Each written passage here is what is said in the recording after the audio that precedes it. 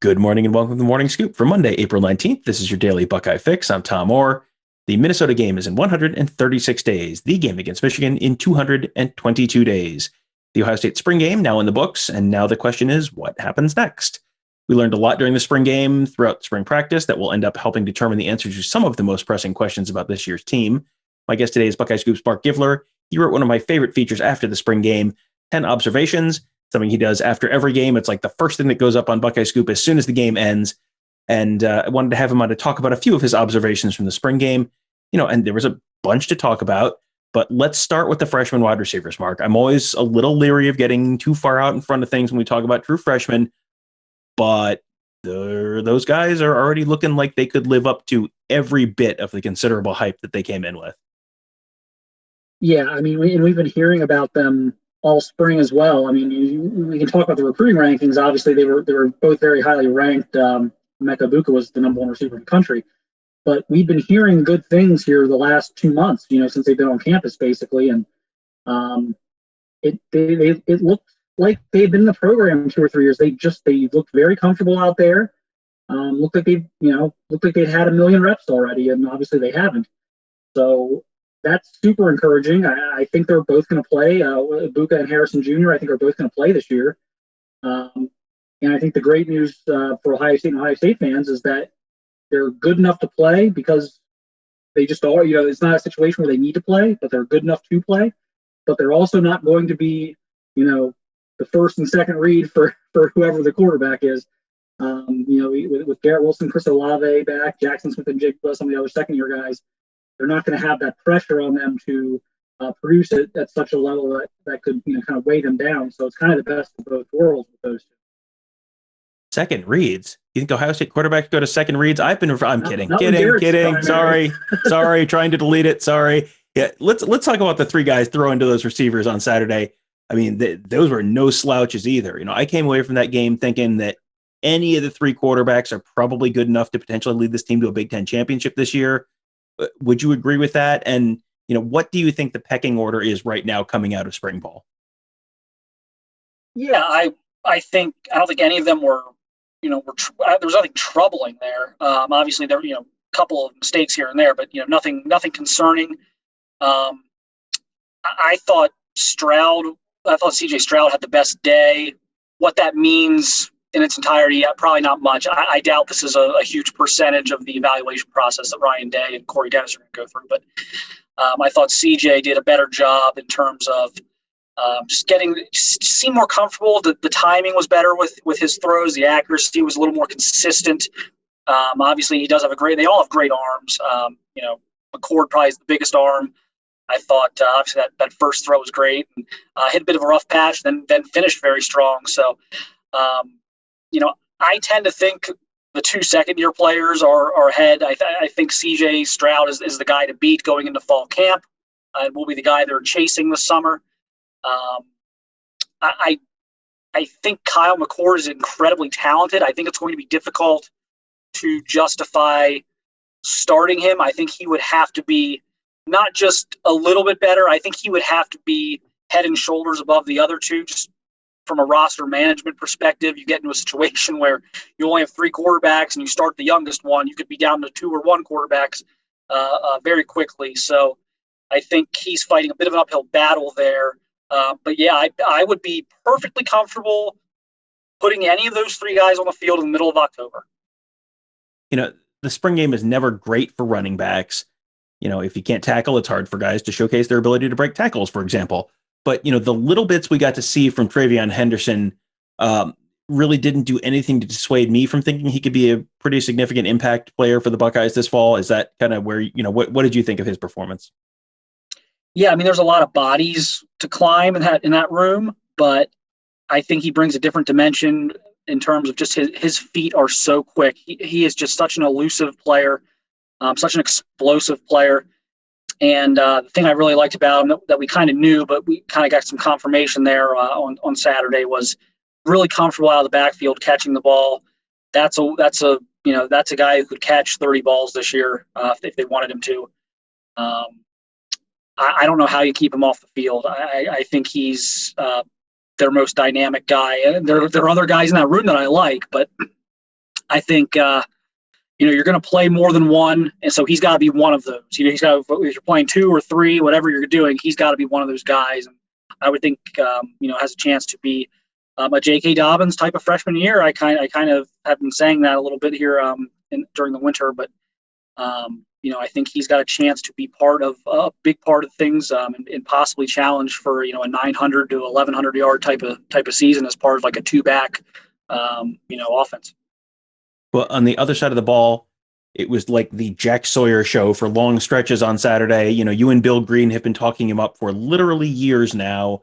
And, if he was going to follow the Bosa brother career path, that seems like a lot like what his first spring game might look like. I mean, 3 sacks and had a couple others that were like, he could have been in there. And, you don't want to get too far ahead of yourself with, he's going against backups, he's going against walk-ons, and it's a kind of a 2-hand touch thing. And it's like, okay, there's all sorts of reasons that you don't want to get too excited. But I'm going to run down a list of things he might accomplish this fall. And you stop me when you think, no, that's crazy. Okay. Number 1, part of the regular rotation at some point in the year. Number 2, part of the regular rotation to start the year. Number 3, starts a game at some point this fall. Number 4, freshman All-American. Number 5, All-American. I might stop you there. Okay, good. That's good because I don't think he's going to get quite the snaps for that. Look, I said this on the message board the other day. He's the safest evaluation, easiest evaluation I've ever had in the state of Ohio. In, a dozen years, 12, 15 years, God, whatever it's been now. There has not been another player that I can think of that I watched him from an early point and said, boy, there's just no way this isn't going to be a big deal. Like it's as long as he stays healthy. That's the only, and that's a question every football. You play football. That's every player has that question, but it's as safe a bet as you can have. I said after sophomore year he's the best player in Ohio, and there was a 5-star player in each of the 2 classes ahead of him, Zach Harrison and Paris Johnson, who I really like both those guys as well. I love those guys.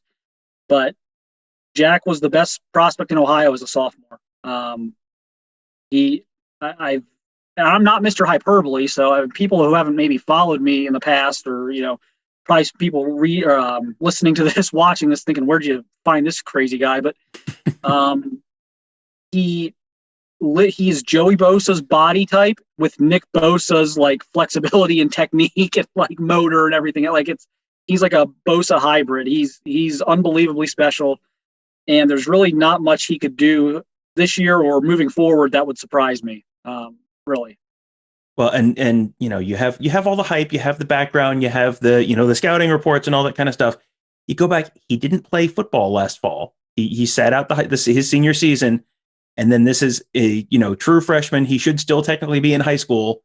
Didn't play last fall, and then this is what he does in the spring game. It's like, okay, like I think Marc and Bill may be onto something here with Jack Sawyer. So. Next question. I'm just going to say we'll give you a little peek behind the curtain. This episode is going to be titled "Which Ohio State freshman is most likely to be a star this fall?" So, Marc, which Ohio State freshman is most likely to be a star this fall? I do think it's going to be Jack Sawyer. I think he plays a position where you can roll guys. I think he is going to prove to be one of their top 2 to 2, maybe 3 at worst defensive linemen. I think the receivers, I think we're going to see some flashes from the receivers, but at the end of the day, most of the throws are going to go to Olave and Wilson Ruckert. So I just think they're going to be a little bit limited. And again, I love TreVeyon Henderson. He would be a perfectly fine choice for this as well. But I don't think they're just going to bench and cast aside, Master Teague, Amayan Williams. I think, again, he's going to be splitting carries there, whereas, you're playing 2 defensive ends, obviously, and then maybe even 3 or 4 with the Rushman package. I think there's going to be more reps for Sawyer. And quite frankly, it would not shock me if he was their best defensive lineman this year. All right, so give me one takeaway on the defense from Saturday outside of Sawyer. We touched on him, but somewhere else on the defense, did you see anything that makes you think, either this is going to be a much better defense than you expected this fall, a different defense from what you expected this fall, like a certain player that jumped out to you, like someone else on the defensive side of the ball? Anything interesting that jumped out to you? Yeah, I don't want to. This is where with no tackling, we kind of get into a kind of a scary area here in terms of like overthinking some of this. But despite the fact that there was no tackling, look, Cody Simon, Taraja Mitchell, two linebackers who are probably going to be relied on pretty heavily this year. They're obviously both very much in the mix as they look to replace all the starters they lost. They were around the football constantly. Now we have to assume they were going to finish those tackles that they didn't always, bring to the ground. We have to assume they were going to finish the tackle, but they were always around the football. The big Cody Simon guy coming out of high school, so maybe a little confirmation bias there, but I thought he was very active, really liked what I saw there, and he's a guy who I know can cover a little bit too. And then with Taraja Mitchell, yes, we know he's a big hitter.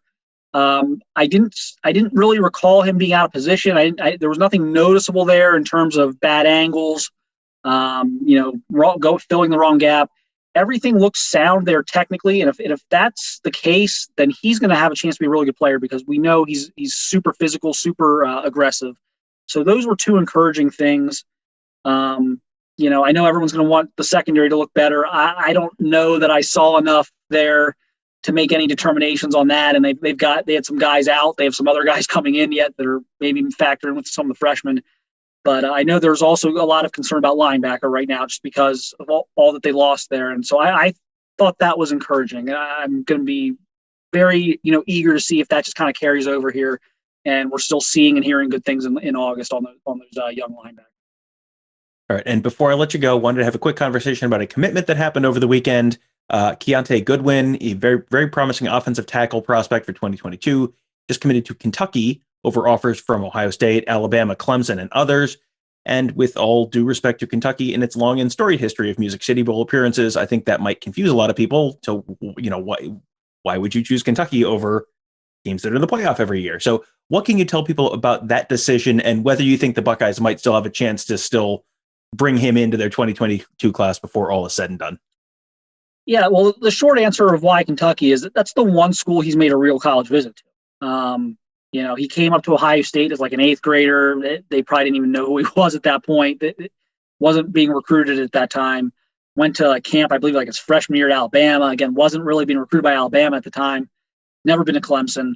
Has been to Kentucky multiple times. They was a priority target for them from day one. And is essentially a Kentucky. I mean, is basically from Louisville. I know it's Charleston, Indiana is where he plays, but he's a Louisville kid. So it's an in-state kid for them, and some guys that he's close with, heading there. I know Wan'Dale Robinson transferring there was kind of an interesting thing. Those guys are pretty close. He works out. Jagger Burton's another guy he's worked out with, so he's gotten close to more of the guys at Kentucky. So there was just a much better, we talk about comfort relationships, and the comfort level with Kentucky was extremely strong and will continue to be. And he just hasn't had a chance, mainly because of the extended dead period, to go check out Ohio State or Alabama. I know he is close with some of the Ohio State guys. I know Paris Johnson has been a guy he's talked with. Zen Michalski, those guys are real close over the past year. They don't live too far away from each other. So he's going to start to get some feedback from Zen Michalski at some point, which I think will help. And then we'll see. Again, he the last time I had really spoke to him in depth, he was just very down on how the NCAA has handled this extended dead period, and was kind of in the mindset of, well, I'll believe I can go visit an Ohio State or an Alabama when I see it. So he was very negative about how that's been handled by the NCAA and kind of the outlook on being able to do these things. So once that happens in June, and there are guys out there taking visits, maybe he reassesses things. I certainly don't think Ohio State's going to stop recruiting him. They felt really good about him for a while. Again, recently I think everyone started to realize, like, oh my gosh, first of all, he's not going to commit somewhere he hasn't visited it and really made an in-depth visit to. And he's also now maybe not going to wait until June. So I think, the last couple of weeks, people started to realize what might be happening here. But, up until that point, Ohio State, I know, was feeling pretty good about things. So no reason to stop recruiting him. It's 3.5 hours down the road. You just work that, you try and get the visit. And if that happens, it's game on. Well, that is definitely going to be a recruitment that is worth following for the next few months as things start to open up, and then we head into the fall season and into the early signing period. That'll be something that's worth keeping an eye on. We will also have plenty to talk about with the spring game. There's going to be a lot more to talk about this week. I'm sure I'll have Ross Fulton on a little later on this week to do a little bit of Nexus and Nose breakdown. Probably have some more folks on to have some more in-depth conversations, because there was a lot to see, a lot to learn, a lot of takeaways, I think, from that spring game. And like, man, if you were an Ohio State fan who watched that game and did not come away excited, like, I don't know, you might have been watching the wrong channel. Like, there is a lot of exciting young talent on that roster, and it is sure shaping up to be a really fascinating summer full of positional battles and camp battles and all that kind of stuff, and then heading into a fantastic season of football. The next time we have people in the horseshoe, it is going to be for the Oregon game, which, boy, there's a real big football game coming up in Columbus in just a few months. So that'll be fun as well. So wouldn't it be wonderful to be a member of BuckeyeScoop.com to be able to take advantage of all of our wonderful insiders and all the information that we have there, so that you can be as ready as you possibly can be for that very exciting football season coming up. We had a fantastic weekend of coverage. Tony Gerderman and I were at the spring game. Marc had great stuff. Bill Green had a whole column on his observations from the spring game. And Nevada Buck, of course, continues to churn out fantastic insider nuggets, as always.